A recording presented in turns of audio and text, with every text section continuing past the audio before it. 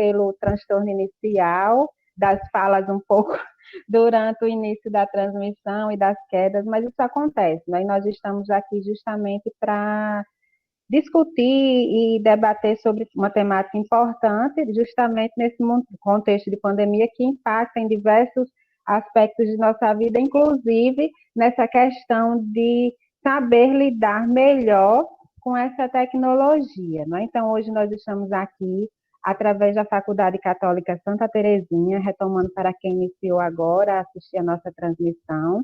Então, nós estamos aqui em nome da Faculdade Católica Santa Terezinha, que através do curso de Serviço Social está desenvolvendo o projeto de extensão que traz o título Discutindo sobre Violência em Tempos de Pandemia. Então, esse projeto é um projeto de extensão que ele visa justamente trazer para o campo social as discussões acadêmicas em torno da violência em todos os aspectos, né, em vários aspectos, como, por exemplo, a questão da mulher, que nós vamos trazer hoje, com Priscila intermediando, vamos ter um módulo sobre violência contra a pessoa idosa, vamos ter um módulo sobre violência contra a população LGBT, violência contra crianças e adolescentes. Então, a gente pensou em abordar vários grupos que estão sendo mais suscetíveis à prática da violência nesse contexto, pensando que existem justamente grupos que sofrem mais violência em momentos de crise, não é? Então,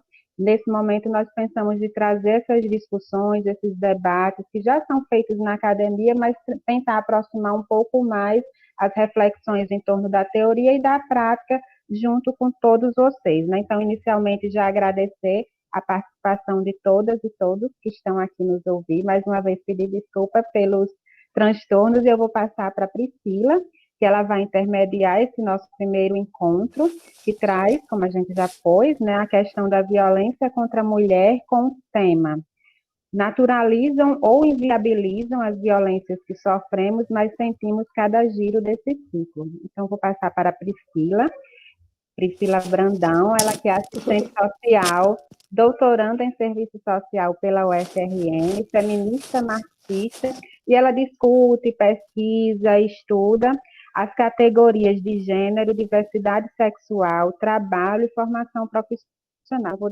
deixar vocês com Priscila, que ela vai intermediar todo esse dia de hoje, toda essa tarde de debates. Então, a todos e a todas vocês, uma boa tarde de debates e de estudos. Vamos aproveitar o momento. Até mais. Boa tarde, gente. Agora tá dando para me ouvir direitinho? Tá ótimo, a imagem e o Né, som. agradecer, né, ao Ozeane e ratificar, né, os pedidos de, né, nem eu acredito nem de desculpa, né, as considerações em virtude, né, da gente também estar se readaptando a pensar estratégias de discussão e a partir do cenário, né, que nós estamos, esse cenário que requer, de fato, um distanciamento social e, consequentemente, as tecnologias têm servido bastante para nos aproximar e nos mantermos, né, aí nessa conexão, pensando o aprofundamento desses debates, né, que na verdade não são debates novos, o que acaba sendo novo é um contexto de crise sanitária que se atravessa, né, nesse cenário, na particularidade das violências, como o Ozeano já citou aí, e o que faz considerar a importância desse projeto, né? Um projeto que tem um protagonismo bem evidente dos estudantes, né, de serviço social, e que faz com que a gente perceba a importância da extensão no processo de formação, né, consequentemente por esse impacto no aspecto da gente envolver a sociedade e fazer com que a universidade consiga chegar, né, nesse universo das discussões específicas, não só a quem lá está, né? Então, eu já considero essa como uma das grandes importâncias que a gente vê no projeto, né? Então, agradecer também a quem teve o interesse, é um tema que vem ganhando uma centralidade evidente nas últimas décadas, esse cenário do contexto da violência contra as mulheres, né, de modo expressivo, a partir da aprovação, né, da Lei Maria da Penha, o que vem dar, vamos dizer assim, a partir dessa perspectiva sócio-jurídica, um novo olhar a essa perspectiva, mas que não só por essa questão, entre aspas, da esfera doméstica familiar, né, que no caso foi o que a gente também tentou evidenciar no módulo, né? Então, o módulo ele vai se dar, né, com 2 encontros, Hoje, dia 11, nós vamos estar, né, com Mary e Maria, que é acadêmica no curso de Serviço Social na Católica, já já apresento quem são. E dia 18, já convido, né, todo mundo novamente, quem se inscreveu, quem não se inscreveu, mas está também participando, fazer o convite para se inscrever, para que tenha também garantido o certificado, né, porque aí a gente, pela questão de controle, realmente a gente precisa que essa inscrição seja efetuada para também fazer a emissão de certificado, e deixar o convite para no próximo sábado, no caso, dia 18, estarmos aqui novamente, né, onde a gente vai estar fazendo uma discussão acerca, né, vamos dizer assim, transitando em três aspectos específicos, né, de formas de violência, que no caso a gente tentou realçar, por isso o título do módulo, né, essa questão das invisibilidades de alguns tipos de violência que nós mulheres ainda sofremos, e aí nessa situação específica, a violência obstétrica, a questão das discriminações e, consequentemente, formas de violência como assédios que nós sofremos na rua, e aí fazendo um recorte de raça e gênero, né, que são as mulheres negras que, segundo as pesquisas, mais sofrem, e, consequentemente, a questão do estupro conjugal, né, que é algo que ainda é muito invisibilizado, muito naturalizado, né, e aí, próxima semana, a gente vai estar fazendo esse gancho nessas três discussões. E hoje, né, vamos estar fazendo uma discussão mais central, mais no sentido do conceito e das categorias específicas, né? E desde já realço os agradecimentos, né, à Mary, à Maria, por estar conosco hoje fazendo esse debate, né? E em relação à questão da organização metodológica para o momento, como foi que nós pensamos?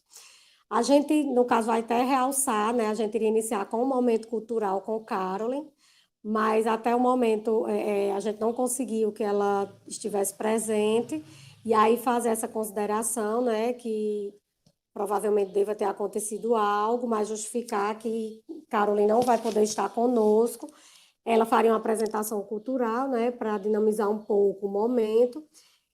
No caso, em seguida, Maria, logo após a minha fala, Maria vai estar fazendo uma participação, né, fazendo um pouco um desenho, né, do que os textos, né, que a gente elencou e que vocês, eu acredito, tenham recebido, né, pelo e-mail, né, se não recebeu, a gente faz esse chamado para dar uma checada lá no spam, enfim, na própria caixa de entrada, para, se não houver oportunidade de ler, né, se possível, depois tiver interesse em aprofundar, são textos curtos, mas que a gente pensou para poder dar uma dinâmica realmente do entendimento do que a gente vai estar abordando. Maria terá 20 minutos de fala e em seguida vem Mary, que terá em torno de 30 a 40 minutos, e depois a gente vai abrir para a resposta a partir das perguntas ou mesmo considerações e apontamentos que possam vir a ter no chat. E aí, só uma ressalva para a gente ter um controle também. Quem tiver alguma pergunta a fazer, alguma consideração, colocar antes da pergunta, ou consideração, ou pergunta, para a gente, né, que está aqui no campo da organização, entender e fazer um filtro para poder estar tentando otimizar também o maior número de perguntas possíveis, para que Mary e Maria possam estar se colocando. Certo? Então, vou agora, né, deixar de mais delongas, colocar um pouco para as meninas e colocar alguns apontamentos iniciais para disparar um pouco a reflexão. Né? Quando a gente faz um pouco essa discussão de violência contra as mulheres, né, a gente acaba tendo um conjunto de mitos que necessitam ser desconstruídos. E aí, pensando também a própria proposição do projeto. Né? E aí eu elenquei aqui uma média de 4, que é bem comum de ser apontados, principalmente no que a gente chama de senso comum, e que acaba colaborando para essa naturalização.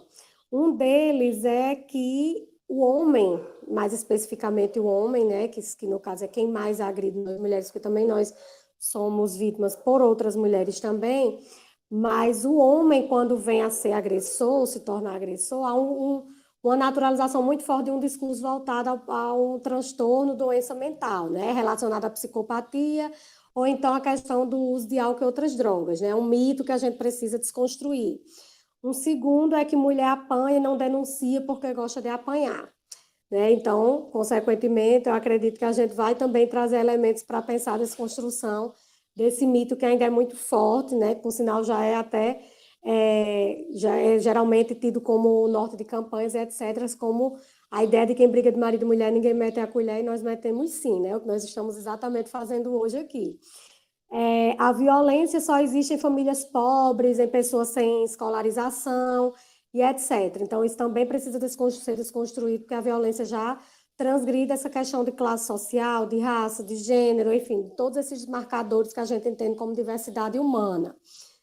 Que a mulher que sofre violência é notoriamente submissa, né? Isso é uma marca muito natural desse patriarcado que tenta colocar essa marca de submissão, isso também é um mito.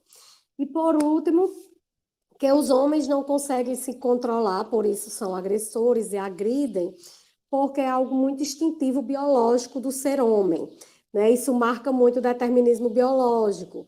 Então, também é algo que a gente também vai tentar, nesses 2 momentos do módulo, tentar desconstruir, e por isso os textos também vão colaborar bastante para a gente trazer essa reflexão. Certo? Então, eu vou agora apresentar as meninas, né? Que, enfim, vão arrasar nessa tarde de hoje, está aqui conosco. A primeira é Maria, né? Que Maria é graduanda do 7º período do curso de Serviço Social lá da Faculdade Católica Santa Terezinha, aqui em Caicó, Rio Grande do Norte. Tem estudos voltados no caso, a categoria específica do módulo, né? Que é violência contra as mulheres, e também feminismo. Ela compõe um coletivo, né? Feminismo, acho que, se eu não me engano, Maria, chega, mulheres plurais, feminismo plurais, eu sempre confundo um pouco, mas, enfim, você pode fazer essa ressalva na sua fala. E, enfim, é uma garota cheia de espírito de luta e que tem muito a somar nessa proposta da construção desse movimento que nós tentamos, principalmente nesse contexto pandêmico. E também Mary, né? Mary Alves, Mary, que aí uma colega, né? Nós fizemos mestrado juntas, com quem eu dividi angústias e alegrias. É um prazer estar contigo hoje, Mary, mesmo que pelas telas. Mary é pesquisadora do grupo Flor e Flor, Estudos de Gênero e Sexualidade, da Universidade Estadual da Paraíba. É assistente social e também mestra pela UEPB. No momento, Mary está, né, doutoranda em serviço social pela Universidade de Coimbra, Portugal.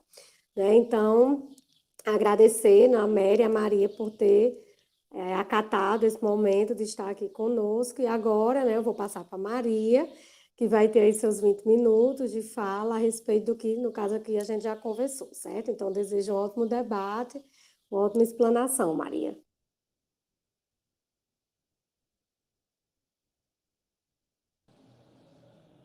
Olá, boa tarde. Todos conseguem me ouvir? Priscila, se sim, por favor, me ajudem. Eu me chamo Maria do Rosário, como Priscila já explicou, né? Eu sou discente do curso de Serviço Social lá da Faculdade Católica Santa Terezinha, aqui em Caicó, Rio Grande do Norte. E como a gente já vem falando, né, no decorrer do início da live, nós pensamos em um projeto de extensão que esteja voltado às formas de pandemia, às formas de violência na pandemia. E aí o nosso primeiro módulo se deu justamente nesse contexto da violência contra a mulher, que aí a gente compreende que é um dos públicos que está mais suscetível à violência, tendo em vista que isso se agravou, como as pesquisas já mostraram agora no início do ano, que se agravou no sentido de que muitas mulheres acabaram que, por estar mais em casa, as que podem estar mais em casa, junto com seus maridos e companheiros, etc., acabaram ficando mais suscetíveis à violência, né? Seja ela de todas as formas, no âmbito doméstico. E aí, como a gente pensou nos nossos estudos e tudo mais, que a gente fez os nossos momentos de estudos e separamos os textos, que foi o que a Priscila falou, que a gente colocou também no Drive e disponibilizou, que aí os textos vêm falar sobre toda essa parte contextual, que aí é o que eu vou tentar explanar um pouco mais nesses 20 minutos, que é sobre a questão da gente compreender como é que isso se dá, essa violência se dá, levando em consideração a mulher enquanto alvo. Porque a gente compreende que nós estamos dentro de uma estrutura patriarcal, né? E além de patriarcal, capitalista, que coloca que dentro desse contexto patriarcal, machista, existem relações e papéis de gênero, que coloca para as mulheres certos papéis e coloca para os homens também certos papéis. E aí, nessa diferenciação, nessa distinção de papéis, levando em consideração esse pensamento e essa conduta machista que se foi criado com o tempo, e de acordo também com os estudos que nós temos, que aí é colocado que o homem ele sempre vai estar superior à mulher. E nesse caso, a mulher vai estar sempre à mercê dele, à mercê de estar fazendo o que ele impõe, na verdade, porque ele nem propõe, nem pede, ele impõe. Não só o homem dentro de casa, né, no ambiente doméstico, familiar, mas também toda a sociedade. E aí vai se gerando essa questão de sentimento de poder e de dominação do homem para com a mulher, né? No sentido de que ele vai estar sempre conseguindo controlar ela, conseguindo dizer o que é que ela tem e deve que fazer, isso voltado sempre para ele, para os outros homens da família, no sentido de como se portar dentro da sociedade e diante de outros homens, né? Sempre levando em consideração que nós temos que nos calar, que nós temos que aceitar certas imposições, certas reclamações, entre muitas aspas, e por aí vai. E aí, quando a gente chega nessa compreensão de que o patriarcado e o machismo colocam para as mulheres esse lugar de inferioridade, a gente tem que considerar também a interseccionalidade, que aí, de acordo com os meus estudos, né, trazendo Safiot como referência, ela fala sobre o nó dos antagonismos, que é trazer a compreensão de que isso se dá dentro da raça, da etnia, no caso, da classe social e do gênero, porque a gente compreende que mulheres são as maiores vítimas dessa violência doméstica. E aí, não só em relação do homem contra a mulher, mas, como Priscila falou, mulheres também violentam outras mulheres. Mas é mais perceptível e as evidências, os estudos e os dados mostram, né, que os homens que praticam com mais ênfase essa violência. E aí a gente tem que compreender que as mulheres são as maiores vítimas. E nesse sentido da interseccionalidade, a gente tem também o fator de que mulheres negras e mulheres pobres elas sofrem ainda mais com esses tipos de violência, principalmente com a violência doméstica, levando em consideração que tem todo um estigma, né, da nossa história cultural, da nossa história de colonização, né, do Brasil, que colocou mulheres negras enquanto tão objetos como mulheres brancas. E isso principalmente no sentido da classe, né? Porque mulheres negras estão ainda na base da base da hierarquia, né? Da pirâmide social. Quando que a gente tem o homem branco superior à mulher branca, que está superior ao homem negro e que está superior à mulher negra, né?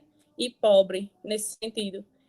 E aí a gente tem na história, né, essa inferiorização da mulher negra que é pobre e que tem que estar se sujeitando, se subordinando a inúmeras formas de agressão, principalmente no âmbito doméstico, seja ela enquanto esposa, seja ela enquanto empregada e tudo mais. E aí a gente tem que considerar também no sentido de que o patriarcado ele usa desse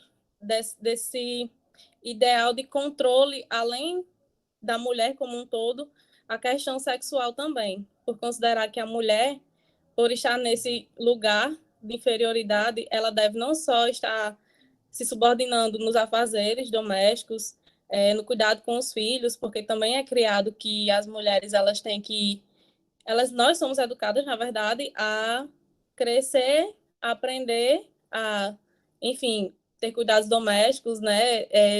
Saber lidar desde criança com as atividades que condizem ao ambiente de casa e tudo mais, e também a ideia criada do sonho de ser mãe, para que isso seja uma satisfação pessoal da mulher, no intuito de também manter ela dentro do ambiente doméstico e, consequentemente, estando, né, subordinada aos desejos e controles dos homens.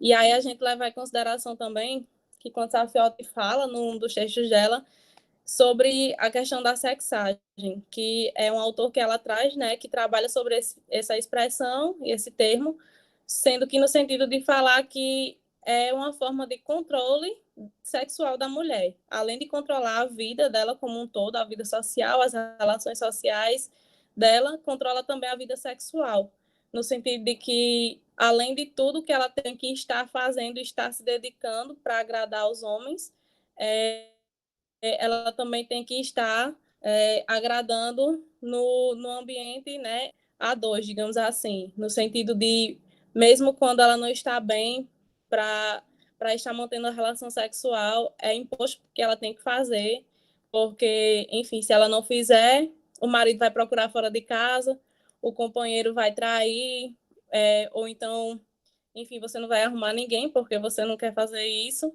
E aí a gente tem que levar em consideração que é uma forma de se apropriar do corpo e da vida da mulher, para que se tenha o controle ainda mais perverso e amplo da vida dela, né? E aí a gente parte para a questão do capitalismo. Por favor, Priscila, quando tiver no tempo, você me avisa, viu?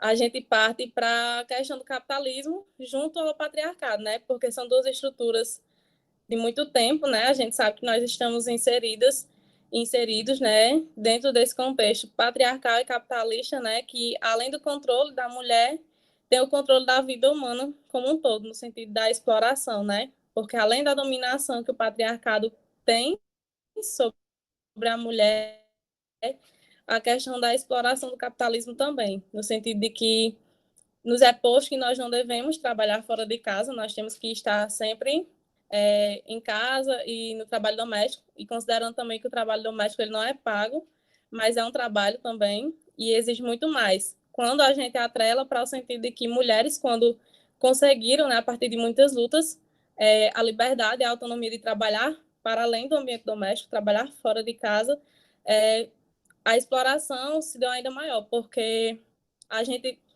nós temos, né, algo que é criado, que nós temos essa obrigação dos afazeres domésticos. E aí, consequentemente, quando a gente tem essa liberdade, essa autonomia de procurar um emprego formal, de adentrar no mercado de trabalho formal, nós temos mais uma obrigação, porque não nos é tirado a obrigação doméstica. E não é colocado para os homens também que eles precisam estar dividindo isso e não ajudando, porque a gente também precisa desmistificar essa questão de ajuda do homem no ambiente doméstico. Quando se estão todos dentro do mesmo ambiente, então as obrigações são de todos. O mais viável que se aconteça é a questão da divisão de tarefas. E aí, como eu estava dizendo, essa exploração se dá ainda maior, porque é como se fosse uma ideia de que se você vai trabalhar fora de casa, então você vai ter que se desdobrar ainda mais. E aí a gente percebe, né? As múltiplas jornadas de trabalho que as mulheres têm no seu dia a dia, considerando agora nosso momento atual, né? Antes de 2020, no caso, que nós estávamos todos normais, todo mundo trabalhando normal, e aí a gente percebe que as mulheres, quando são mães e quando são donas de casa, quando são casadas, elas têm ainda mais obrigações, no sentido de que elas acabam por ter que fazer o trabalho de fora de casa, fazer o trabalho de casa, e muitas outras demandas que surgem nesse contexto.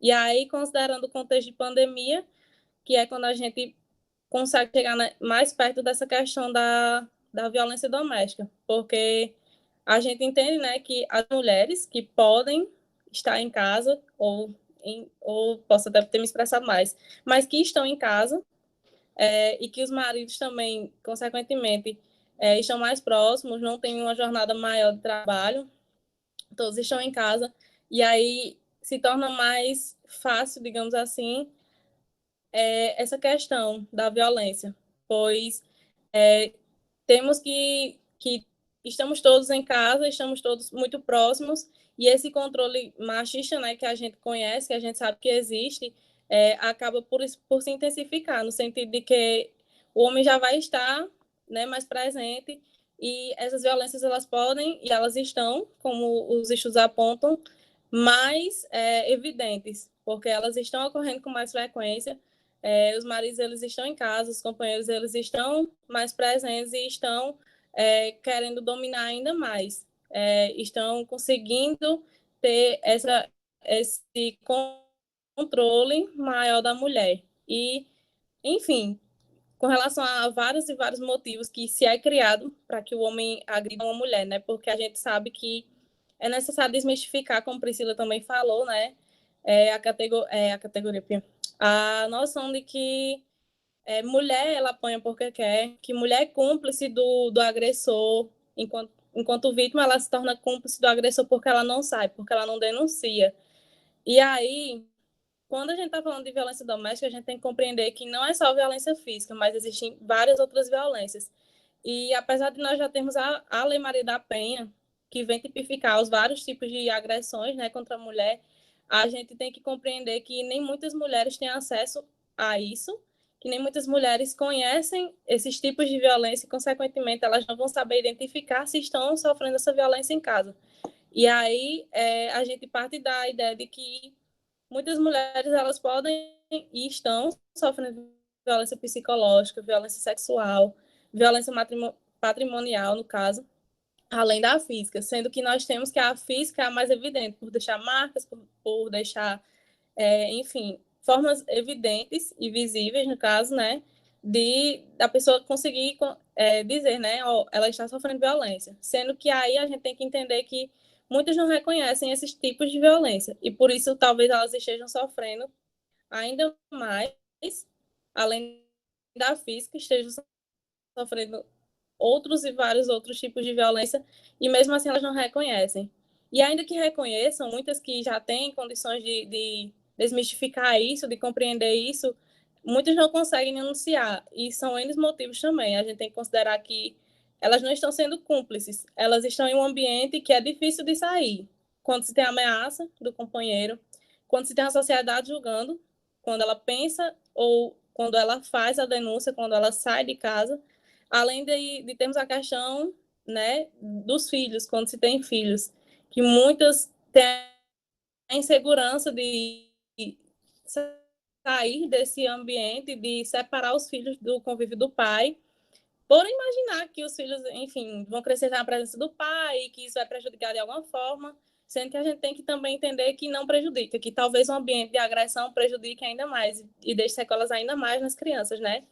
Mas não entrando para esse lado, sendo que temos que trazer no sentido de identificar que são questões que nós temos que considerar para quando a mulher ela não faz a denúncia, quando ela continua sofrendo violência, porque ela às vezes não reconhece, porque às vezes ela é ameaçada, porque às vezes não só ela, mas a família dela também é ameaçada, ela sofre uma pressão social e familiar para continuar, porque a gente tem a ideia também do ciclo da violência, que, o ciclo da violência se dá nesse sentido, de que começam as pequenas não, porque a gente não pode considerar nenhuma menor do que a outra, mas consideram as violências, né? Elas começam a acontecer, ou ela, se for só uma, mas nunca é só uma, e aí vai se tornando esse ciclo de violência, a mulher perdoa, o homem se arrepende, pede perdão, diz que vai mudar, e muda por uns dias indetermináveis, né? Aqui a gente não consegue dizer quanto tempo, mas e aí tudo começa a se repetir. E quando começa a se repetir,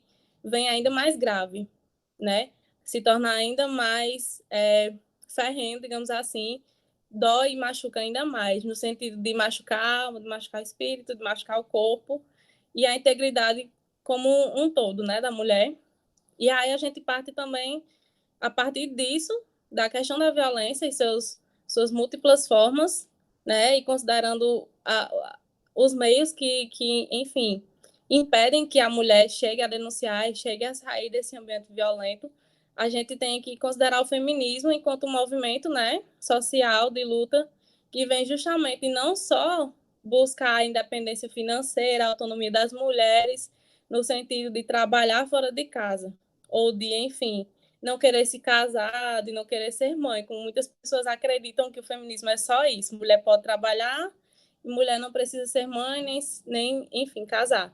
Mas o feminismo, ele abarca muitas outras questões, e uma dessas questões é justamente isso, a compreensão da particularidade das mulheres, de cada mulher nesse sentido. Entender que nem todas sofrem da mesma forma, que nem todas têm os mesmos meios de sair dessas violências e que, por isso, nem todas conseguem sair vivas, por exemplo, né? Porque a gente tem os índices de feminicídio aí para provar que, enfim, independente de fazer denúncia, de sair de casa, muitas ainda acabam morrendo.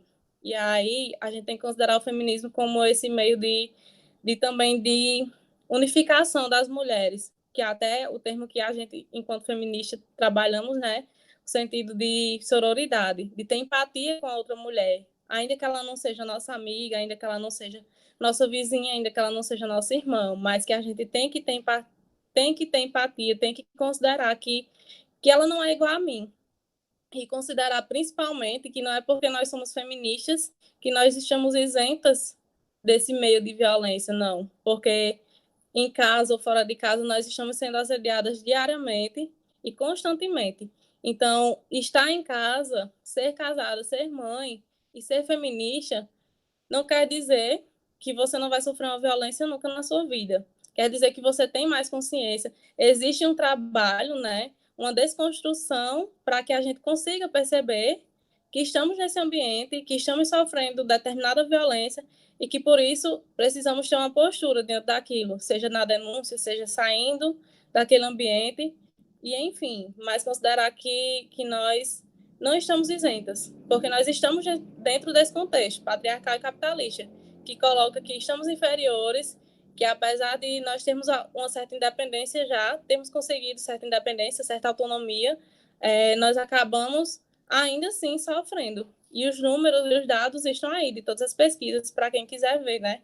Que não é porque temos essa autonomia que nós já estamos livres. Nós não estamos livres porque nós não superamos esse contexto, nós não superamos essa estrutura que coloca justamente esses limites para as nossas vidas. E aí, Priscila, tem o tempo ainda? Ei, Maria, você tem 3 minutos para concluir. E pronto, né? Então, a gente tem que sempre lembrar, né, de que nós estamos inseridos em um contexto que ele nos coloca em posições e que ele nos coloca papéis. Então, é muito difícil de lidar contra isso, mas que a importância desses debates que nós estamos fazendo é justamente para trazer essa maior compreensão do que seria esse sistema tão impositivo, do que seria essa estrutura, né, que, enfim, coloca inúmeras formas de subjugação do ser feminino, né? Colocar que nós mulheres nós somos incapazes intelectualmente, fisicamente, e colocar que o homem ele está sempre superior e que ele sempre pode tudo e que sempre há uma desculpa para as ações dele, quando na verdade não há desculpas, né? A gente tem que compreender que não é porque é o homem que ele pode e que é natural ele fazer isso, não. Todos nós somos seres humanos e todos nós conseguimos aprender, desconstruir, se reconstruir e deixar de lado certas ações, né? E aprender realmente que nós estamos todos dentro de uma estrutura. Então, eles também são, digamos assim, certas vítimas do sistema, porque, enfim, todos nós estamos inseridos, mas que considerar que o patriarcado ele tem como vítima e ele tem como o alvo principal as mulheres. Então, apesar dos homens estarem sofrendo, alguns sofrerem, né, considerando pessoas trans, né, pessoas com orientação sexual que não são pessoas que mantêm relações heteroafetivas, né, a gente tem que considerar que todos sofrem essa violência, essas imposições e esses papéis que são colocados dentro do patriarcado e do machismo, mas considerar que é algo que surge disso, então surge dos homens contra as mulheres. Então, considerar que nós somos as maiores vítimas e que e por isso nós temos que justamente estar ampliando esses debates e ampliando também essa compreensão do que é esse sistema, do que são essas violências e a compreensão também de que nós não devemos julgar quem está nesse ambiente de violência, entendendo que nem todos estamos no mesmo barco, né? Como já se vem tratando muito, agora principalmente nesse contexto de pandemia, que nós podemos estar na mesma tempestade, mas nós não estamos no mesmo barco, principalmente quando eu trago a ideia de que nós temos que considerar o gênero, a classe e a raça, etnia, né? Quando mulheres negras e pobres, elas estão ainda mais sofrendo com isso de forma mais pesada. E é isso, Priscila, pessoal. Acho que já. Oi, Maria, foi ótima, né? Sua explanação, traz muitos elementos para a gente pensar o debate, com certeza. Reforçar que podem ir colocando as dúvidas ou considerações, né, no chat, enfim, qualquer que seja a relevância, né? E aí só fazer o adendo que nós estamos, né, com algumas colegas também de cidades vizinhas, né? Não só Caicó, também de outros estados, então também desejar boas-vindas, né? Que bom que a gente está podendo contar com um número significativo, né, de pessoas e que provavelmente não só do serviço social. Né? Então, vou colocar agora para a Mary, né, a fala. A Mary terá em torno de 30 a 40 minutos de fala, expressar, né, que eu acredito, pelo menos nas inscrições, não houveram inscrições somente de pessoas do estado do Rio Grande do Norte. Mary, por sinal, não é norte-riograndense, é paraibana, que estava em Portugal, voltou para o Brasil, está atuando, se eu não me engano, né, Mary, em Fortaleza. E aí fazer a consideração que no Rio Grande do Norte, nesse contexto de pandemia, né, a gente teve aí, segundo estimativas, um aumento de mais de 200% dos casos de violências notificados. O que significa dizer que nem tudo está notificado, né? Ainda há subnotificações. Então, passo a palavra agora para a Mary, né? E quem tiver qualquer consideração, dúvida, pode ficar à vontade para se colocar no chat. Boa tarde a todos e a todas que nos assistem, né? Boa tarde a Elzeane, a Priscila, a Maria. Primeiro, agradecer pelo convite, assim, é um prazer enorme estar nessa tarde de discussão. É uma tarde que evidencia um tema muito, muito, muito urgente, não só para o Brasil, como para o mundo, que é a condição das mulheres no tempo da pandemia e a condição da violência contra a mulher nesse contexto. Primeiro dizer que é um prazer enorme, assim, e dizer que a fala de Maria me deixou muito feliz, né, saber, eu sou assistente social, então saber que uma aluna de serviço social, com esse empoderamento, com essa criticidade, com essa apropriação da temática, me deixa super feliz. E Maria me lembra muito a minha trajetória, né, eu sou pesquisadora hoje, mas fui extensionista do grupo Flow Flow Estudos de Gênero, que é um grupo de atuação feminista no estado da Paraíba, vinculado à Universidade Estadual da Paraíba. Então, a sua fala e a sua atuação política também me remonta à minha trajetória. Né? Só me apresentando um pouco, eu venho desse grupo, que é um grupo de militância, então a minha formação acadêmica foi associada à militância política, assim sua, e isso me deixa muito feliz. Isso fez toda a diferença na minha vida profissional e acadêmica. Então, assim, parabenizar você, mas também dizer que a sua trajetória deve ser também um mecanismo de incentivar os estudantes de serviço social a se envolverem nas discussões críticas e políticas da nossa sociedade, né? Tudo que você trouxe na sua fala tem tudo a ver com a nossa atuação profissional. Então, essa vinculação entre essa nossa construção pessoal e profissional, né, como José Paulo Neto traz, que a nossa construção também enquanto sujeito político, enquanto sujeito coletivo nesse corpo profissional, que faz a diferença na nossa atuação, né? A professora Yolanda Guerra fala muito bem sobre isso, que a nossa instrumentalidade também passa pela nossa capacidade pessoal e crítica.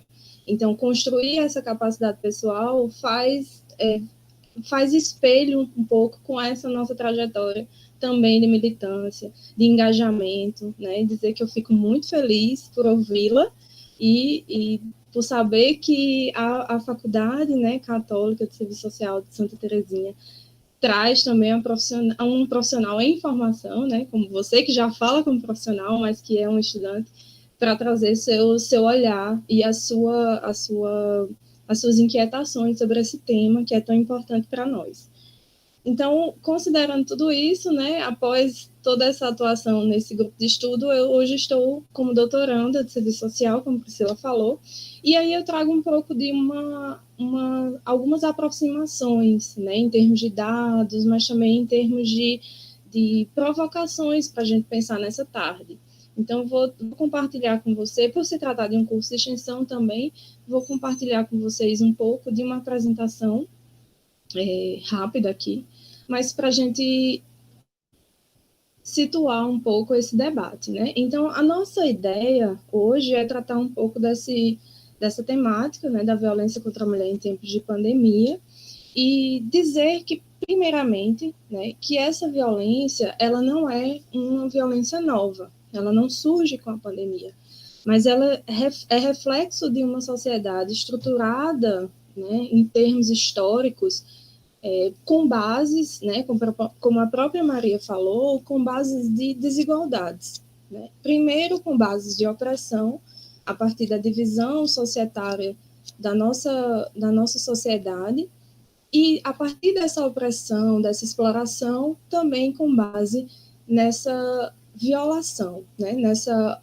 submissão das mulheres a uma situação de violência, mas não só de violência, de apropriação do seu corpo, de apropriação da sua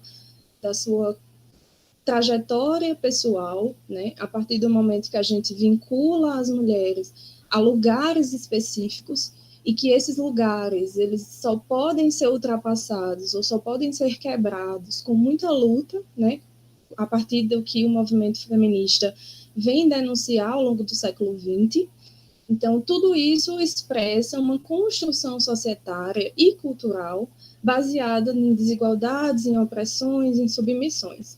E visando tudo isso, é preciso que a gente entenda que a violência contra a mulher ela é um reflexo dessas estruturas.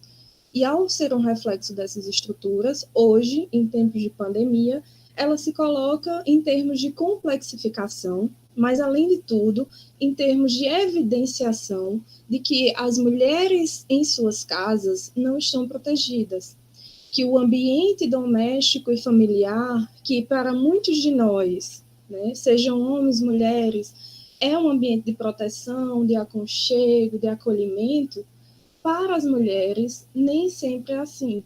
Muitas vezes é o lugar que nos submete a violências, a opressões, a submissões, e é um lugar que foi naturalizado como nosso. Né? O ambiente doméstico ele foi historicamente construído como um ambiente que as mulheres deveriam dominar, sendo aquela figura arquétipa das mulheres como do lar, como mulheres que devem ser responsáveis por esse cuidado doméstico e familiar.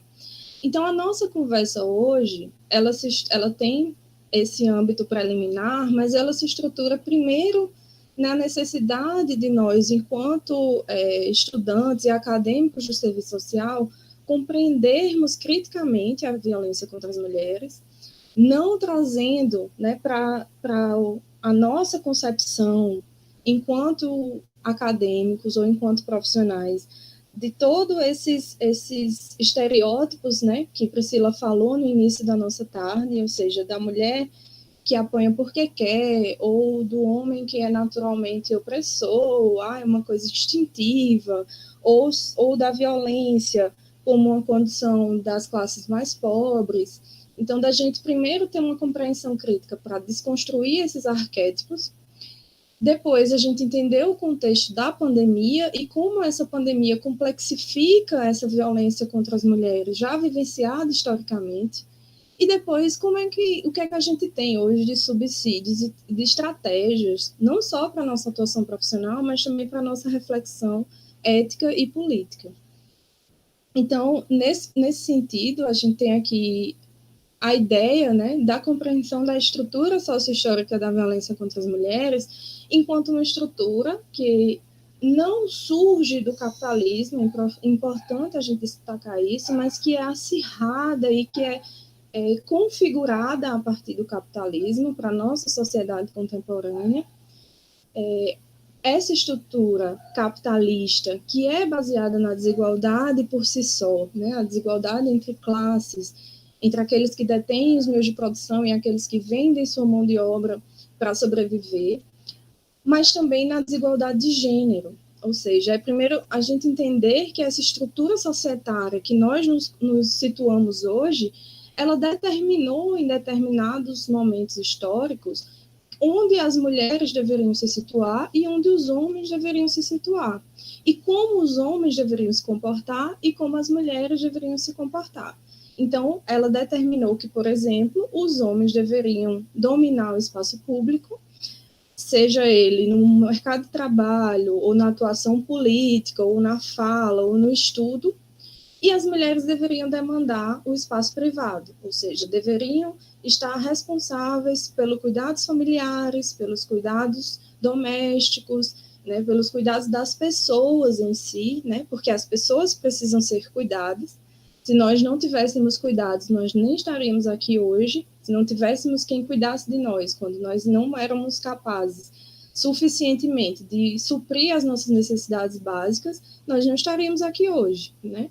Então, o cuidado em si, ele foi desigualmente vinculado a figuras baseadas no sexo, né? E o gênero é a forma cultural de expressão também desse sexo. Assim como o trabalho, a desigualdade de gênero, ela estrutura a quem determinados espaços de trabalho cabe. O trabalho no âmbito fora de casa, privado, cabe aos homens, e o trabalho no âmbito doméstico cabe às mulheres, como eu mencionei. Mas isso acarreta muitos problemas. Primeiro, acarreta os problemas que culturalmente a gente naturaliza, que as mulheres não são suficientemente capazes de ocupar espaços públicos. A gente vem rompendo com isso a partir da segunda metade do século XX, mas principalmente a partir do século XXI. E hoje a gente já tem mulheres que ocupam espaços de fala em todos os espaços, mas que não ocupam o espaço de fala de forma suficientemente tranquila como os homens naturalmente fazem. Então, você vê muitos espaços que as mulheres são descredibilizadas, que é lhe tirado o sentido da voz, né? Então, a mulher fala uma coisa e o homem tem que ir lá e dizer a mesma coisa para validar o discurso que ela está dizendo.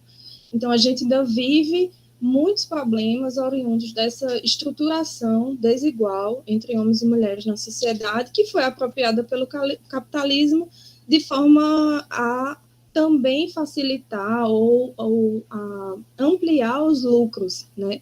Por exemplo, a partir do momento que a gente tem a não discussão do trabalho reprodutivo.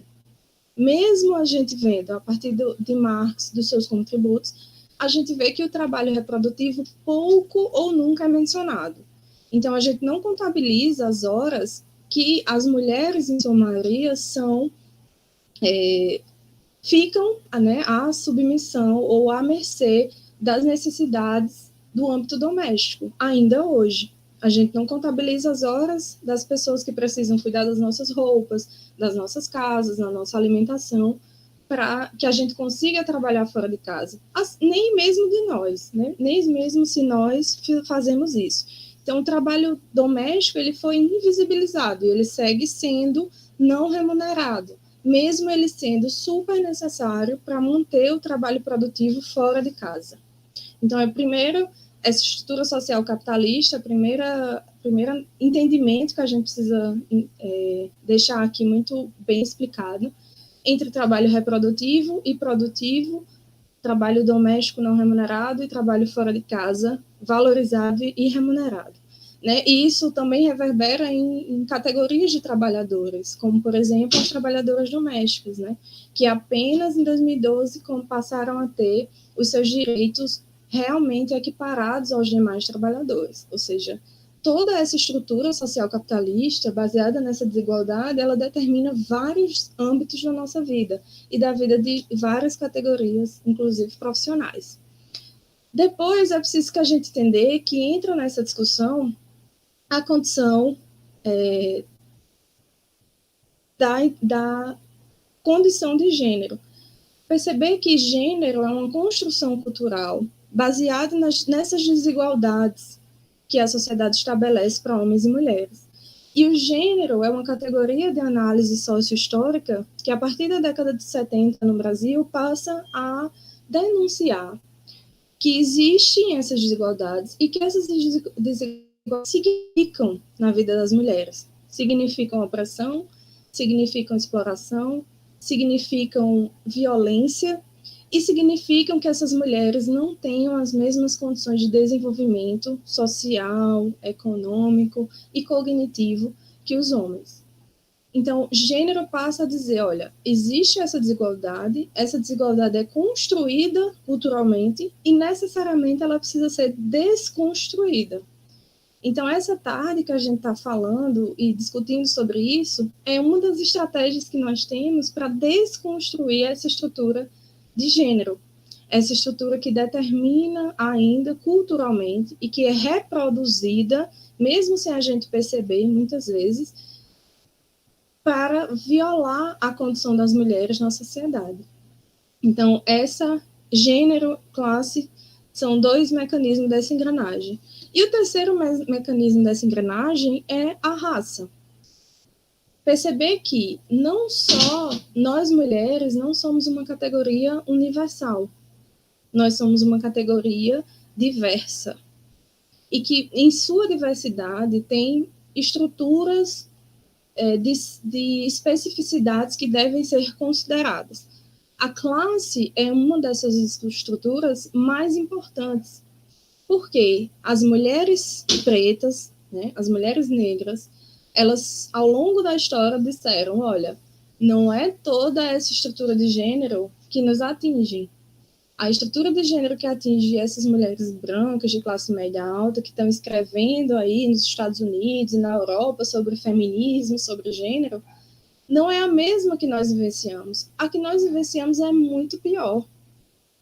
A que nós vivenciamos, ela é perpassada por classe, ela é perpassada por raça. Eu, enquanto mulher negra, né, não tenho a mesma condição de uma mulher branca. Então, ao fazer essa denúncia, as mulheres, né, começaram a desmistificar também a categoria mulher. Então, se ao longo da década de 70, e a Safiotti, que a Maria trouxe, escreve sobre isso também, se ao longo da década de 70 a gente tinha uma categoria universal mulheres e que existiam estruturas maiores que oprimiam a todas nós, a partir da categoria gênero e a partir dos estudos das mulheres negras, a gente começa a perceber que, olha, não existimos enquanto categoria, existimos enquanto sujeitos que são perpassados por uma interseccionalidade de relações de poder. E essas relações de poder atingem as mulheres negras de forma diferenciada que atinge as mulheres brancas, atinge as mulheres ricas de forma diferenciada que atinge as mulheres pobres. E é preciso que a gente entenda que essa estrutura, ela é assim, diversa, complexa, e que nós, enquanto profissionais ou estudantes de serviço social, temos que ter muita atenção para essa complexidade, pois ela tem determinação direta com a nossa condição de trabalho ou com a garantia de direitos das mulheres que são usuárias do serviço que nós atuamos. Então, entendendo essa engrenagem, é preciso que a gente compreenda em si que essa estrutura e essas microestruturas ou macro-relações de poder estão perpassadas na nossa vida enquanto mulheres em pandemia ou fora da pandemia, em todos os momentos, em momentos de alegria e felicidade ou em momentos de tristeza, em momentos de maior apropriação do mercado de trabalho ou em momentos de desemprego.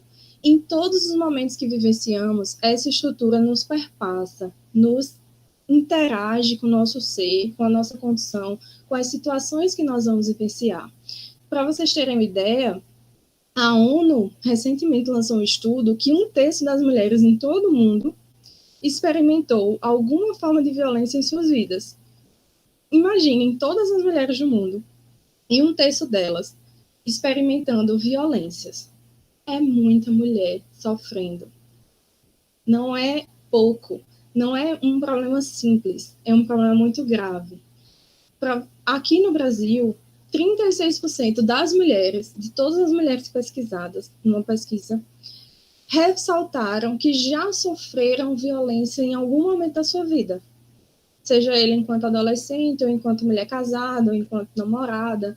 Em algum momento ela sofreu alguma violência, seja pelo agressor, homem, da sua família, pai, irmão, seja pelo marido, pelo namorado, um agressor afetivamente escolhido, ou seja, por outra mulher afetivamente escolhida. Em 36% declararam que já sofreram violência.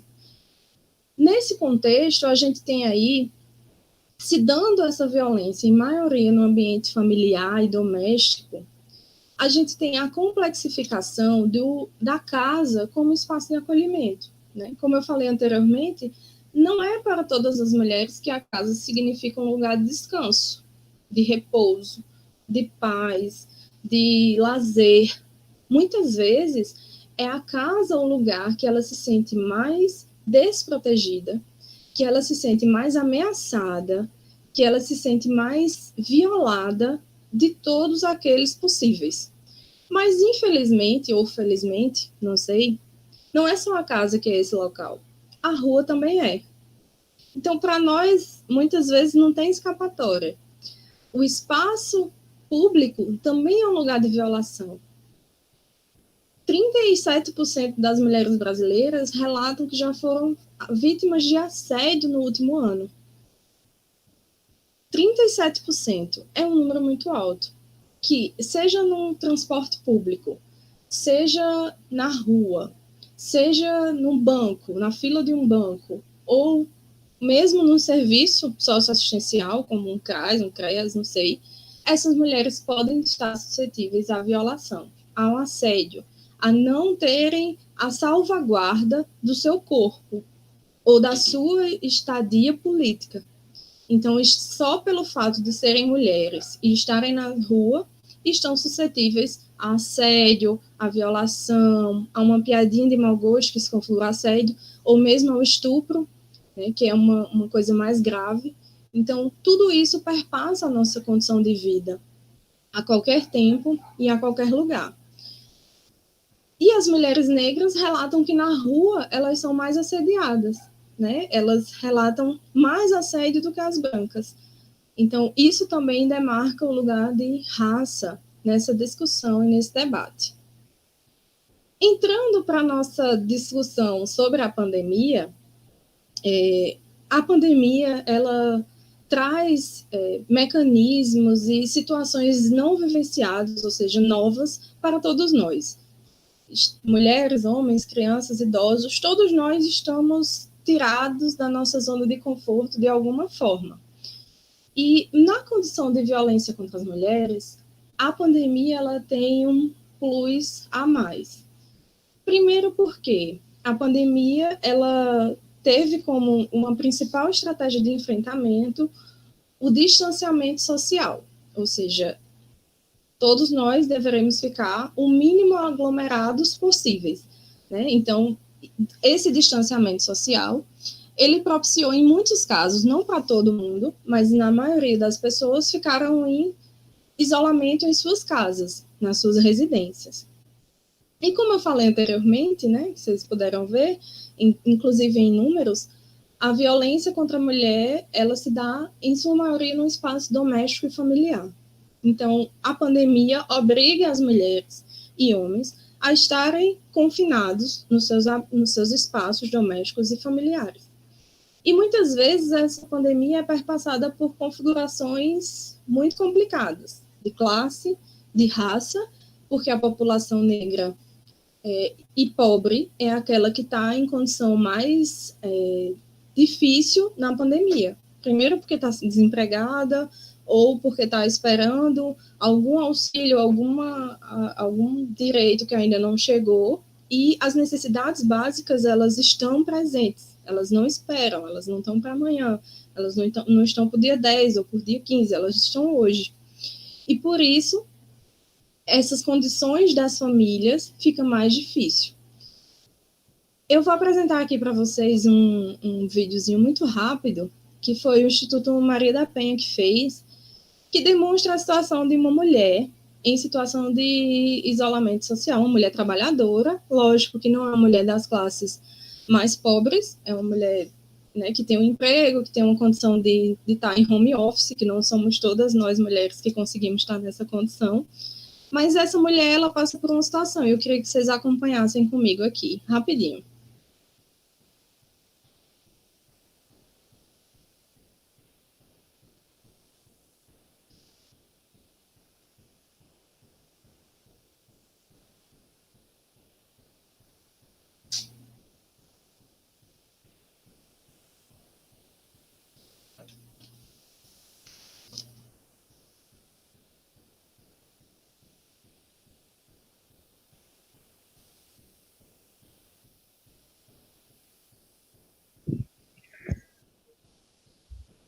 Licença, Mari, ele tá sem som, o vídeo.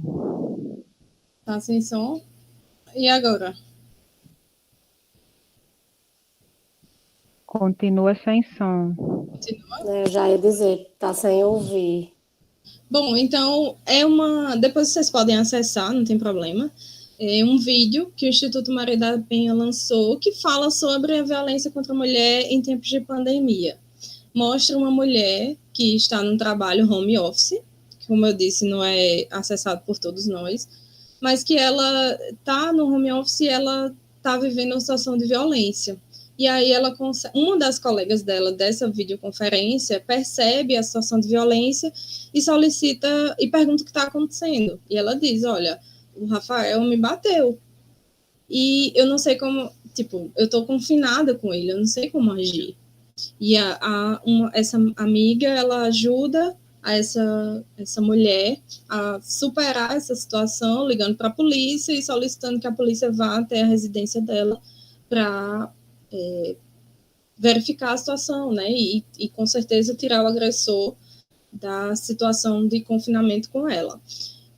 É muito, muito interessante, se vocês puderem depois vejam.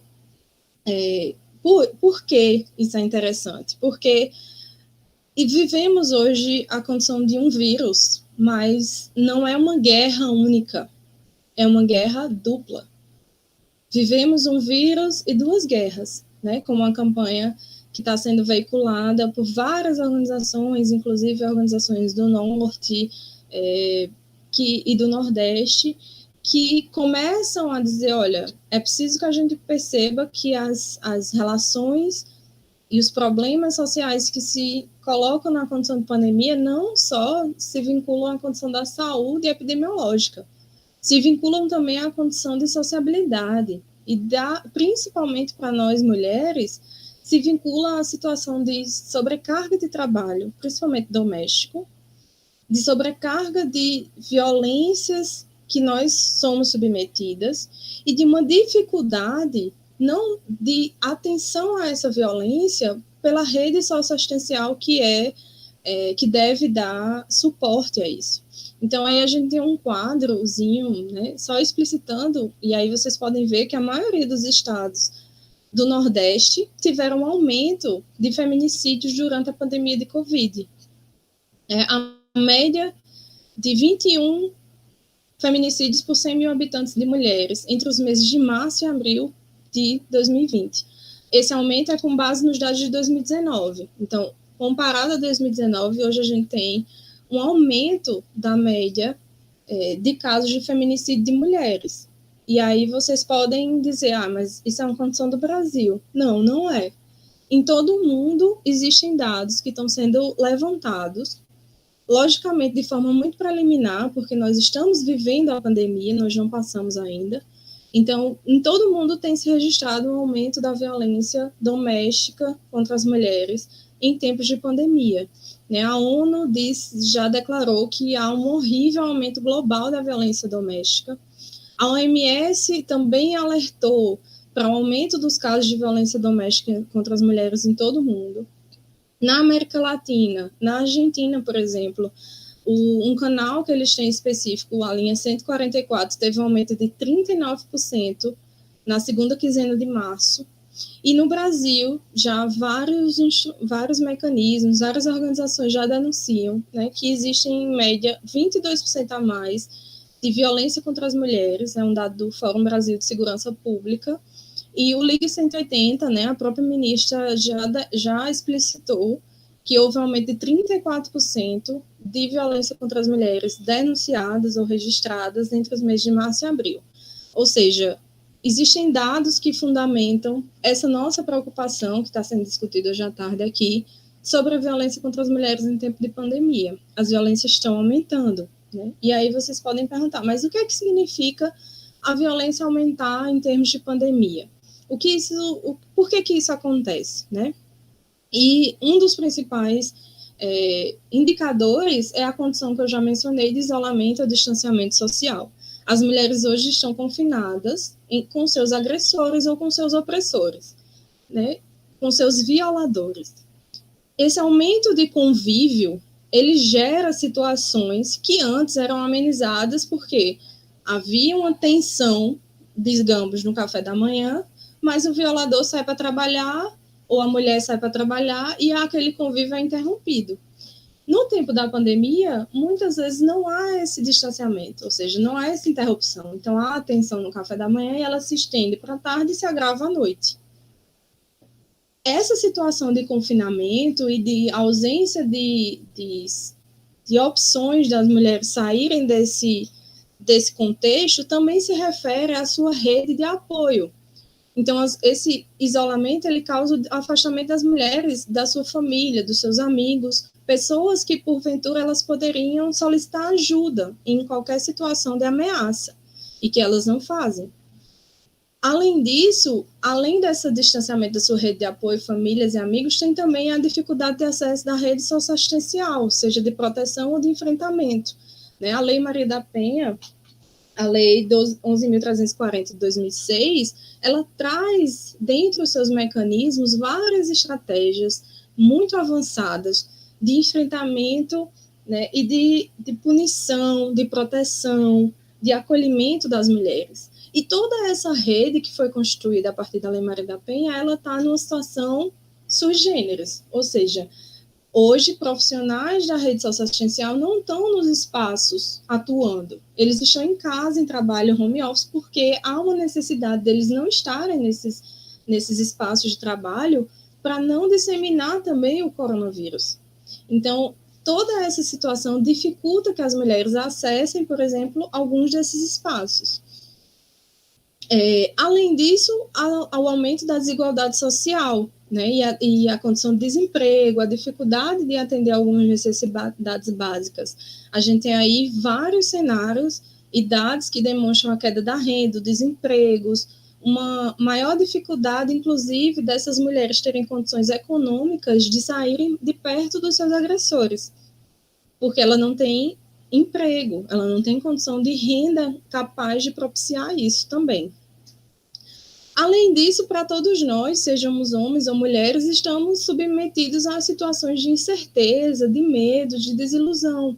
Qualquer um de nós, se paramos para conversar com os nossos amigos, com os nossos familiares hoje, relatamos essas situações de incerteza, relatamos essas angústias. E tudo isso, dentro de um contexto de violência, ou seja, dentro de um contexto de opressão, pode ser gatilho para aumentar a violência. Ou seja, um homem opressor que já culturalmente acha que a mulher deve ser sua válvula de escape, seja em qualquer um dos âmbitos da vida, mas também compreendendo a violência como uma dessas válvulas de escape, ele utiliza esses medos e incerteza como justificativa.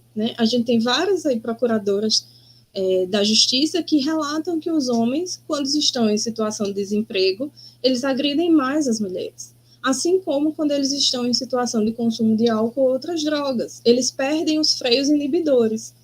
Isso não justifica, não estou dizendo aqui que essas situações justificam que o homem bata ou agrida sua companheira. Eu estou dizendo aqui que isso é considerado pelos organismos que tratam isso juridicamente e cientificamente como freios inibidores. E quando há essas situações, esses freios inibidores são perdidos. Ou seja, o homem se sente mais livre de fazer, de atuar, ele se sente mais justificado. E isso é um problema grave em tempos de pandemia. Por fim, aqui já não tentando me alongar muito, a gente tem as estratégias de enfrentamento. Como a gente sabe, e a minha companheira Maria já falou, a Lei Maria da Penha ela é uma lei que traz vários avanços em termos de enfrentamento à violência. E ela constitui por si uma rede maravilhosa, não só uma rede socioassistencial para apoio, acompanhamento, denúncia da violência, mas também uma rede de enfrentamento com organizações privadas, não governamentais, organizações governamentais, até grupos de pesquisa, entre outros, para debater e encarar estratégias locais, situadas para enfrentar a violência contra a mulher. E a lei, por si só, ela não muda muita coisa. O que muda alguma coisa, é uma mudança cultural associada a uma atuação realmente assertiva, responsável das instituições. Essa junção que muda as realidades. Então, a lei, ela traz mecanismos de enfrentamento, de acolhimento às mulheres. Mas se a gente não tiver, por outro lado, ações de debate, de discussão, de ensinamento dessas relações entre homens e mulheres, sem violência, sem opressão, sem machismo, a gente não consegue mudar de forma significativa. Então, o que a lei nos traz é mecanismos. A gente precisa consensuar socialmente e enfrentar os opositores a ela de forma a favorecer o terreno para que essa lei ela frutifique, para que as crianças, meninas e meninos hoje tenham condições de dialogar e de entender que as opressões não são naturais, elas não devem ser reproduzidas, elas devem ser modificadas, enfrentadas, que o que deve balizar um relacionamento entre um homem e uma mulher é o amor, é o respeito, a admiração, né, é o companheirismo, e não a violência, não a opressão, não a submissão, não a desigualdade, achar que um é maior ou melhor que o outro. Então, por isso, nesse tempo de pandemia, é necessário que, além de tudo que a gente já tem com a Lei Maria da Penha, que é uma lei maravilhosa, uma das leis mais avançadas no mundo em termos de proteção às mulheres em situação de violência, além de tudo que a gente já tem, é também necessário que a gente adote algumas medidas, né? Algumas medidas emergenciais, algumas medidas que enfrentem essas situações hoje, porque não dá, a pandemia não passou, ela existe, ela ainda está acontecendo, e a gente nunca viveu. Então, a gente precisa criar. E nesse cumprimento, é preciso que a gente crie também estratégias. Uma das estratégias que tem sido muito disseminadas, né, por quem milita, por quem é um ativista dos direitos humanos ou dos direitos das mulheres, é a condição de você não se calar diante de uma violência. Não achar que aquilo é o problema da sua vizinha ou da sua, né, da pessoa da sua rua, do seu bairro. É um problema de todo mundo, porque um caso de violência, ele ensina e reproduz. Ele ensina como a sociedade deve atuar, ou seja, se essa sociedade estiver conectada com os direitos humanos, os direitos das mulheres, ela vai punir, ela vai distanciar esse agressor e ela vai tornar isso um caso exemplar. E ela ensina como crianças e jovens também devem atuar. Ou seja, que esses crianças e jovens devem rechaçar essa violência, devem achar que isso não é normal, não é natural e não deve ser aceito. Então, por isso que é preciso que, enquanto sociedade, a gente comece a dizer, olha, é violência contra a mulher, a gente metia a colher, sim, antes, principalmente desde a década de 70, enquanto feministas, ou antes, e principalmente com a Lei Maria da Penha, que traz os mecanismos institucionais e legais para punir e enfrentar essa violência, mas a gente também quer, hoje, que toda a sociedade meta a colher. A gente quer meter a colher também em tempos de pandemia. E para isso é preciso que a gente comece a agir, a dar ajuda, a mostrar a essa mulher, olha, você não está sozinha, você pode anunciar, eu posso te ajudar, a gente pode fazer esse boletim de ocorrência eletrônico, eu posso te ajudar nisso, você não precisa passar por isso, existem medidas protetivas e medidas emergenciais que podem te auxiliar, que podem te tirar dessa situação hoje, e que você não pode deixar que esse ciclo de violência ele se reproduza, né? Muitas vezes eu acho que talvez aqui o nosso público seja a maioria jovens, né, estudantes, no namoro a gente já tem sinais de que aquela violência vai acontecer. A gente tem mecanismos ali que indicam que aquele namorado ele é um namorado que traz sinais de opressão, de dominação. Então, a gente precisa romper com esse ciclo. Ele vai, ele agride, ele xinga, depois ele volta chorando, pedindo perdão, dizendo que é um problema pessoal dele, que ele está passando por uma situação difícil, que ele quer outra chance, e aí a mulher ou a menina, né, a jovem vai, permite, e aí ele vai, agride novamente, dessa vez ele é uma agressão maior, mas ele volta a pedir desculpa, a pedir perdão, chorando ainda mais, né, com maior dificuldade. Demonstrando maiores problemas, e esse ciclo termina onde a gente bem sabe que é no feminicídio, é na morte. E essa mulher, é preciso que a gente desnaturalize a condição de afetividade, porque a gente acha que, né, a mulher ela pode romper a qualquer momento. Então, se ela continua nessa situação, é porque ela quer, porque ela é besta, ou é porque ela está numa situação de submissão voluntária. Mas, gente, ninguém está numa condição de violência porque quer. E eu acho que todo mundo sabe que pode cair numa ilusão na vida. Todo mundo sabe que a condição de afetividade amorosa, ela é uma condição que tira você um pouco do seu senso racional e crítico em alguns determinados momentos. Em muitos outros momentos, você não se sente capaz de suprimir aquela violência, ou de sair daquela condição de violação, de abuso. Então, é preciso que a gente complexifique esse nosso olhar para a condição de violência contra as mulheres e também desnaturalize essa condição, essa nossa opinião, né, muito balizada no senso comum, que mulher apanha ou está na situação de violência porque quer.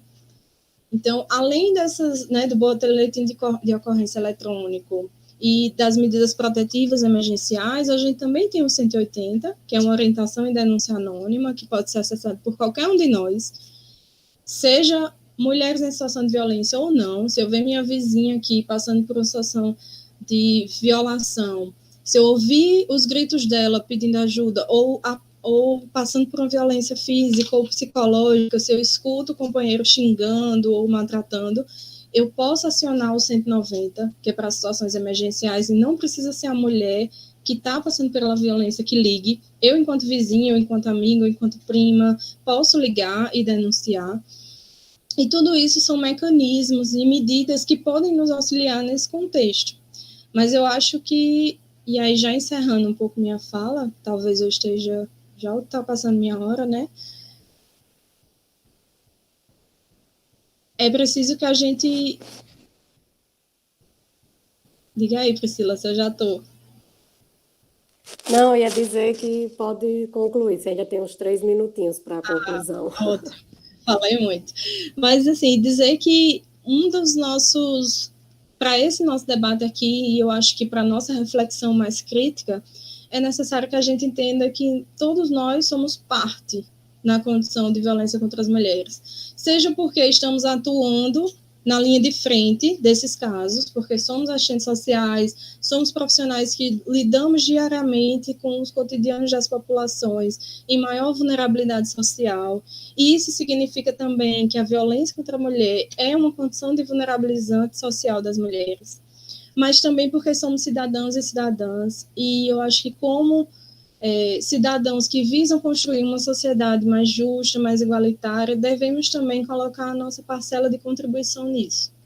De, na roda de amigos, desconstruir discursos de opressão, de vitimização das mulheres, de, na roda de familiares, também desconstruir esses discursos, e de atuar quando as circunstâncias da vida nos colocarem na linha de frente dessa atuação, não naturalizando, não culpabilizando as mulheres, não culpabilizando a rede ou os serviços pelaquela condição, mas tomando para mim também a minha parcela de contribuição, de colaboração nisso. Enquanto profissionais, enquanto agentes sociais, nós lidamos cotidianamente com essas circunstâncias, com essas situações, e nós temos instrumentos e mecanismos para atuar profissionalmente enquanto um campo do saber profissional necessário para isso, mas também como cidadão e como pessoas conectadas com a valoração dos direitos humanos, nós devemos também nos colocar enquanto protagonistas dessa luta, dessa construção, porque assim a gente consegue modificar. E é esse o contexto e essa configuração que eu espero vivenciar em todos os diferentes espaços, né? Pessoas engajadas para realmente transformar essa sociedade que oprime ainda muito e que viola e violenta muito as nossas vidas. Nós, mulheres e meninas, que nos deparamos com a violência em qualquer circunstância ou em qualquer momento da vida, sejamos jovens ou sejamos idosos. A violência pode nos impactar, e essa violência baseada na desigualdade de gênero é ainda mais difícil, é ainda mais complicada de ser superada. E aí, com o apoio de todos nós, isso fica mais possível. né? E assim eu encerro a minha fala, né? Espero que todos estejamos bem com saúde.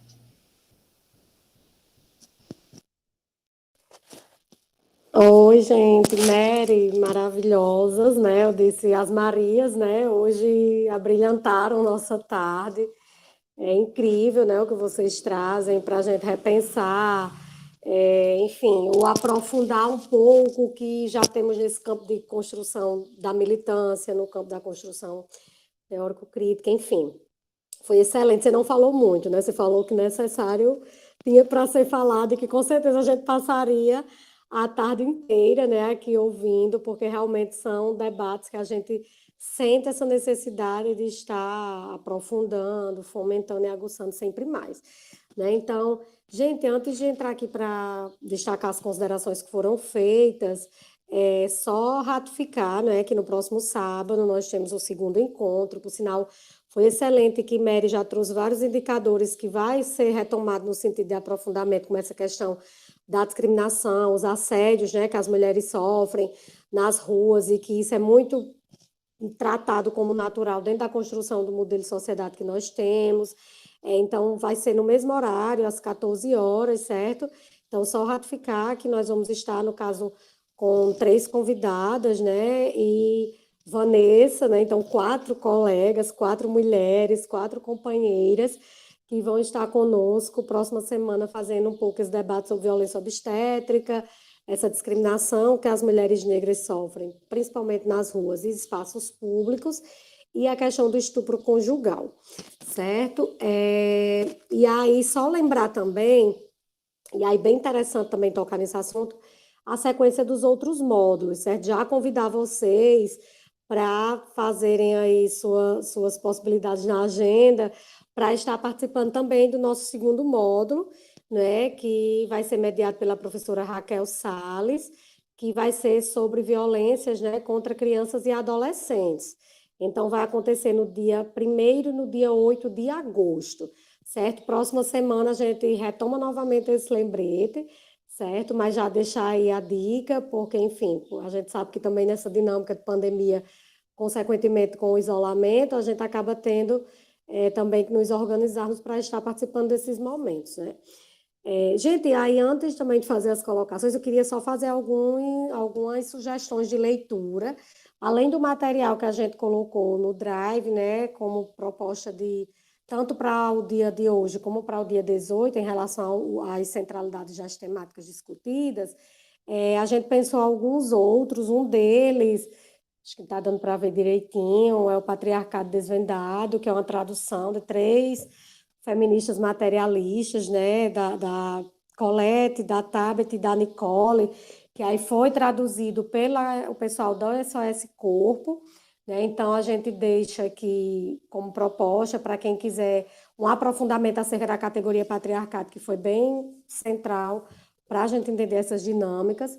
Para o público específico do serviço social, eu trouxe uma publicação acerca de políticas públicas, gênero e violência, né, contribuições para o serviço social, que, enfim, é um livro também da Mariana e da Raquel Gouveia Passos, que a Raquel transita muito nessa discussão de gênero, trabalho e também os impactos no campo da saúde mental, que foi até colocado aqui pela colega, eu acho que Regiane, que tocou um pouco nessa questão aqui no chat. Outra proposta é da Lúcia Helena sobre violência doméstica e gênero, né, um universo acerca, né, do recorte, ela fez esse recorte a partir das problemáticas que as mulheres sofrem dentro das violências nesse âmbito doméstico. E, por último, o livro da Marília Montenegro, que aí é uma produção específica, a questão da Lei Maria da Penha, a partir das produções da criminologia crítica, né, que ela faz um pouco essa análise, que também eu trago como sugestão, um livro bem bacana, bem rico para pensar, por sinal, os elementos que Mary até trouxe aí quando fez as considerações acerca da Lei Maria da Penha, né, enquanto uma das leis mais bem elaboradas reconhecidamente, e como é que ela é vista, tratada dentro da perspectiva de uma criminologia conservadora, né, no âmbito brasileiro, e como a criminologia crítica faz suas considerações acerca disso, né? Então, é um texto bem bacana esse que a Marília traz.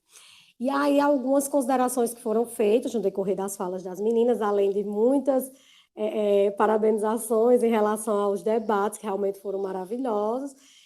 Ana Raquel traz também uma dica de livro, né, da Marise Vinagre, que tem uma produção também acerca das discussões de violência contra as mulheres. E a Ponira Costa traz, né, que foram ótimas as explanações e parabeniza a iniciativa. Carla Duarte, né, faz uma consideração que o trabalho doméstico é um trabalho invisível e não pago. E a Ponira reforça, né, que para muitas mulheres a volta para casa é um motivo de pânico, né, nesse contexto das violências e, consequentemente, até mesmo da pandemia.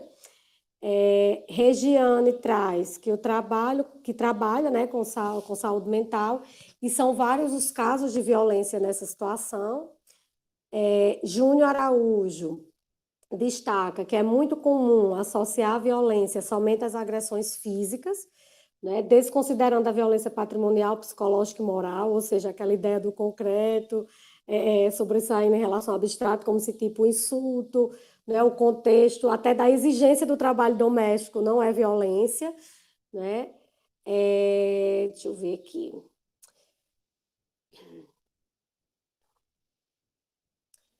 Lázaro Oliveira, que eu acredito que seja Ivanilda, que ela está por esse canal. É muito importante um debate com um tema tão relevante.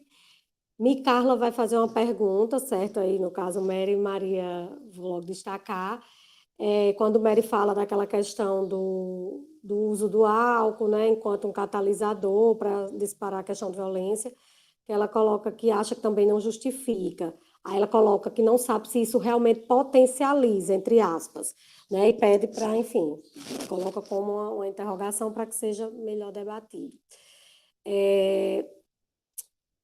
Carla também faz a consideração, né, que acerca dessa questão dos freios inibidores, né, quando ela faz a pergunta, ela complementa. E Johanna Larissa coloca que precisamos de mais políticas para o acolhimento da mulher, né, que está nessa situação de violência. É urgente e necessário tratar dessa questão da rede, né, o que as pesquisas já vêm colocando e os debates também. E Dalina Santiago, que eu fico muito feliz em saber que ela está ou esteve aqui conosco. Se está ainda, desejar um forte abraço. Coloca que é muito explicativa a exposição e parabeniza você, Mary, pelas considerações feitas, certo? Então, eu passo agora, né, Mary, para, no caso, houve essas considerações e, de modo específico, Carla faz esse questionamento acerca disso, de fato, há uma potencialização acerca desses freios inibidores nesse contexto de consumo, vamos dizer assim, de álcool e outras drogas no cenário de violência.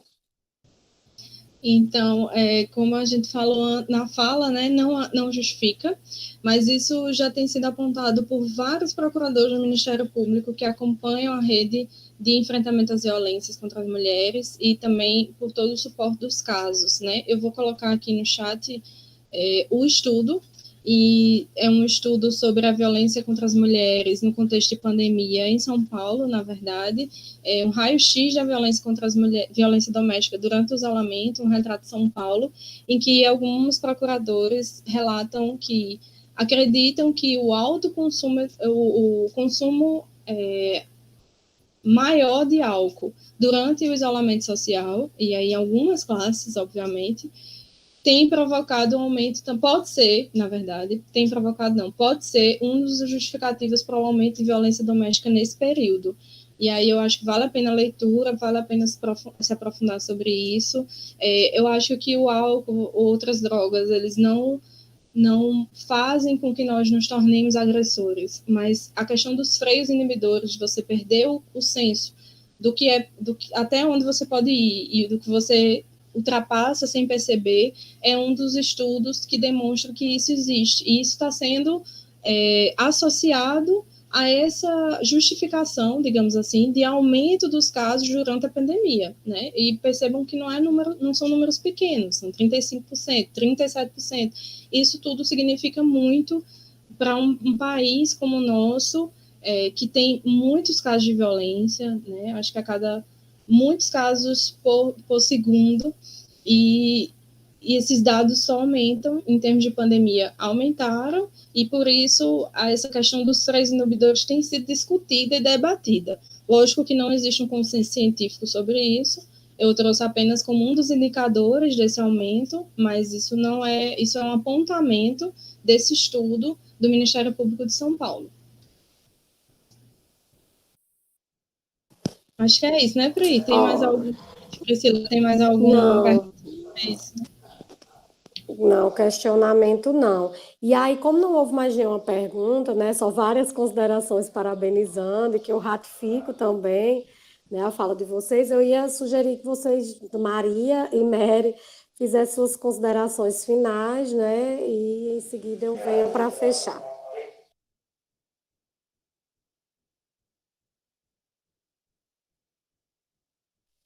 E aí pode ficar à vontade, eu, Mary ou Maria, para fazer suas considerações finais.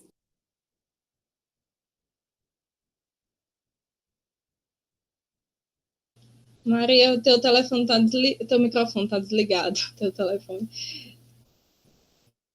Pronto, agora foi. Obrigada, Mary. Só agradecer, né? Reiterar a importância, né, desse debate, não só desse, mas de outros debates também, que são os quais a gente vai trazer também no nosso ciclo de debate, né, desse nosso projeto de intervenção, mas falar especificamente, né, do debate sobre a violência contra a mulher, tendo em vista que é algo que ocorre desde muito tempo, né, mas naturalizado, e a gente precisa, sim, não só debater, porque o debate apenas ele não consegue chegar na raiz da questão, mas além de debater, a gente trazer para a nossa vivência, para o nosso cotidiano, e como Mary mesmo falou, né, a gente chegar e avisar, né, e dizer, vamos fazer a denúncia, eu posso fazer com você por aqui, como explana até mesmo no vídeo, que aquele vídeo é maravilhoso, eu já assisti ele, e ele é incrível. E aí dizer, né, que eu agradeço também, eu estava olhando no chat aqui do YouTube e fiquei muito feliz com as colocações, as parabenizações, né, de todo mundo, de todos que estavam assistindo, tanto para mim como para a Mary, para a Priscila e ao Zé Anne, né, agradecer principalmente ao Zé Anne, né, enquanto coordenadora do curso, e a Faculdade Católica, né, por nos proporcionarem e pensarem em conjunto nesse projeto, né, porque com certeza ele vai trazer muitos frutos, né, para a nossa experiência enquanto discentes, né, na reta final do curso e também enquanto futuros profissionais. E para outras pessoas também que estão assistindo, já profissionais, pessoas de outros cursos, de outras profissões. E aí, só agradecer mesmo a todos, né, da faculdade e ao pessoal que está assistindo e a você, Mary, que eu fiquei muito contemplada e muito emocionada com sua fala também. Obrigada a todos.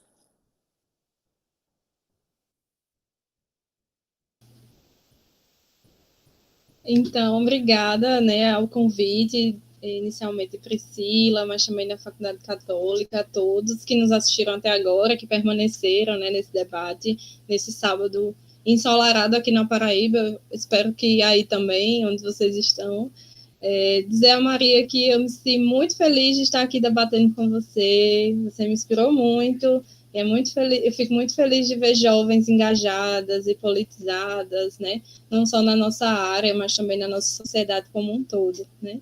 E a todos e todas que estiveram e que se engajam enquanto militantes, enquanto pessoas que visam uma sociedade mais justa e mais igualitária para todos nós, homens, mulheres, crianças, idosos, dizer que nós não estamos sozinhos, né? Nós temos sempre uns aos outros. Nós podemos não estar juntos todos os dias, em todas as circunstâncias, mas nós existimos e estamos juntos. Então, que nós nos fortaleçamos nessas energias que passaram aqui por essa tarde e que possamos trazê-las para a nossa vivência em todas as situações, para que nenhuma mulher sofra pelo simples fato de ser mulher, que nenhuma mulher seja violentada por ser mulher, né? Seja a violência psicológica, patrimonial, como foi trazida, e que nós possamos nos aprofundar, estudar e nos capacitar cada vez mais para, se nos depararmos profissionalmente com mulheres em situação de violência, estejamos tecnicamente capazes de intervir e de transformar as situações com as quais nos deparamos. Então, um beijo a todos, fiquem bem, fiquem em paz e com saúde.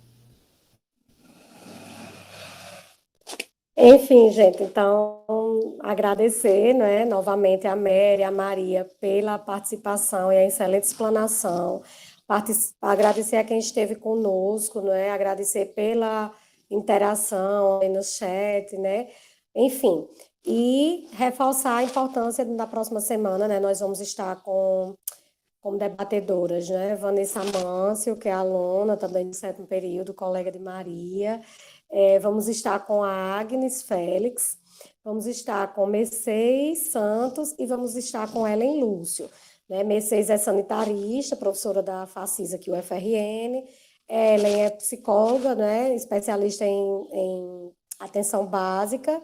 E hoje coordenadora de políticas públicas para as mulheres no município de São Bento, na Paraíba, e a Agnes é doula, nutricionista, né, que vai estar também conosco fazendo esse debate, tá bom? Então, fica o convite, né, agradecer, né, que vocês possam estar visitando também os textos no Drive e também colocando as suas considerações posteriormente, ou até mesmo retorno por e-mail, que for necessário para a gente pensar o aprimoramento desses momentos, certo? Então, muito obrigada, né? Tenham todos uma ótima tarde e que a gente possa estar junto, né? Como diz a Frida, eu acho que é uma fala que representa muito, né? Para que pés se tenho asas para voar? Então, que a gente possa repensar realmente essas estratégias literárias para sair fortalecido nesse momento tão adverso, né? Politicamente, na perspectiva sanitária, etc., e nos coloca, nós, mulheres, especificamente, nesse contexto de reflexão.